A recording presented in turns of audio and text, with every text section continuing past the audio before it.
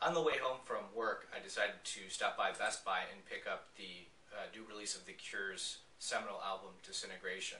Of course, it's been remastered, but the other interesting thing is that it also has 2 CDs worth of extras. Yeah, that's right, 2. The first album is a lot of like demos and B-sides and outtakes, and then the second album is a live album from Wembley Stadium from that time period, and most of the tracks on that were actually released quite a few years ago on a limited edition European release called Entreat, which I have. Of course, Best Buy unfortunately didn't have a single copy of it. Now, what I did find while I was there was that Sheryl Crow somehow had managed to sneak out a new version of Tuesday Night Music Club. Now, for those who don't know me well, Sheryl Crow is one of my absolute all-time favorite artists. Tuesday Night Music Club is one of my top 10 albums that I would take to a desert island. I really, really love Sheryl Crow. If I could bear her babies, I would. I also recently found out that she has a Christmas album that's only released through Hallmark stores, so I've got to get a copy of that too, but I haven't had a chance. Now, this brings up something that I've been thinking about for a while, which is that the CD is quickly becoming a specialty item. And that really irks me, because it's the first time in history that we have a music format or a video format being replaced by something that is completely, in every respect, inferior. Now, some people that are into vinyl might argue that the CD is inferior to the record, and in some respects they may have a point, but the CD does have some advantages. Obviously, it has, better bass, it has better dynamic range and better signal-to-noise ratio.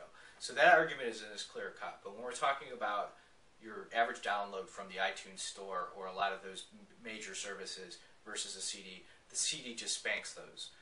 So it's very upsetting to find out that in the next couple of years, the lowly CD will become even more rare.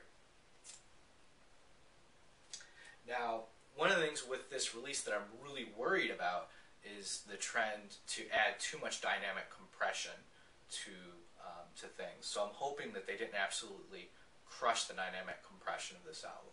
Now, I've already said that this is one of my top 10 Desert Island discs, but just to give you an idea, with this purchase I now own 4, count them, 4 versions of this album. Why do I own 4? Well, I'll try to explain, and again, it goes back to me being an obsessive-compulsive audiophile. The first version that I own is a Columbia Records Club catalog release.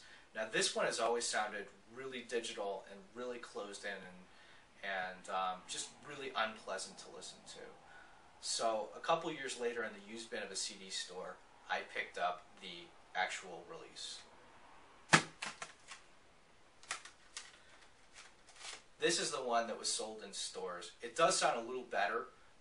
It's a little more open, and you can listen to it a little easier. There's still some residual hardness in the voice. It's not great. Now, the third one that I picked up was really just for an experiment that I haven't gotten around to doing yet. This is the BMG Record Club version release. So I wanted to originally compare the original release to the Columbia Records Club release to the BMG release. I've never really gotten around to doing that.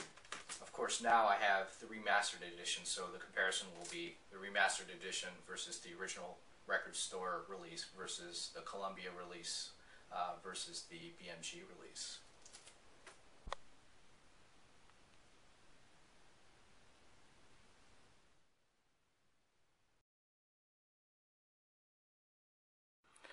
One of the reasons I didn't want to pick up this copy is, as you can see, it has a big slash across the sticker. Now, most people don't care, but I actually tend to collect the stickers. I cut them out of the plastic and put them on the inside of the package. Unfortunately, as I stated earlier, the CD is becoming harder and harder to find, so I didn't think that I could reliably lay my hands on a copy in the next couple days, and this being as big of an album as it is for me, I decided to pick up this copy anyway. Well, I'm back, and I've had a chance to listen to all the content and watch all the content on the new deluxe edition of Sheryl Crow's Tuesday Night Music Club. And obviously I have some thoughts.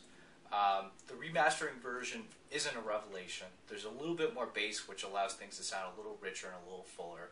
The soundstage is actually breaks free from the boundaries of the speaker, so it's a little wider and a little deeper than the original, which does allow you to enjoy things a little bit more.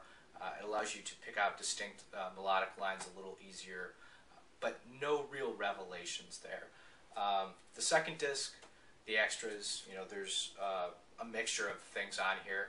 Some of them are some songs that Sheryl had recorded with the original producer for Tuesday Night Music Club, and for a second album that they were going to put out together. Those tracks, they're sort of really demos, they're tentative, and the feel on them isn't quite right, so I understand why in the end she let Bill go and decided to produce her second album herself. The other kind of bonus tracks that are on here are B-sides from the time period of Tuesday Night Music Club. I already had most of those, but they are really good. And then the third set of tracks on here are things that are off of soundtracks and compilations and a remix. So all that stuff is pretty good. Again, the unreleased tracks from the aborted second album with Bill Prothel, those are interesting, but not must-owns. The third disc, the documentary that's on there, it's really just a bunch of really poor quality camcorder footage from those early tours. Nothing to write home about. The music videos, of course, are just music videos with Sheryl Crow lip-syncing to the songs. As beautiful as she is to look at, they're not really necessary, and like I said, I already own them anyway. So would I recommend this release for other people? Well, yes and no. For a non-audiophile, I wouldn't recommend it based on the sound quality upgrade of the first album. It's just not that big. For us audiophiles that have spent a ton of money on gear, sure, why not? If you're a big Sheryl Crow fan, buy the release based on the remaster quality. Now again, if you're a big Sheryl Crow fan and you don't own a lot of the stuff on disc 2, then you might want to pick this up. And of course, if you don't own the album at all yet, and you've been thinking about getting it for a while, you might as well get the deluxe edition. It's really only about $10 more. The sound quality is a little better, and you do have all those bonus tracks and the music videos and the documentary.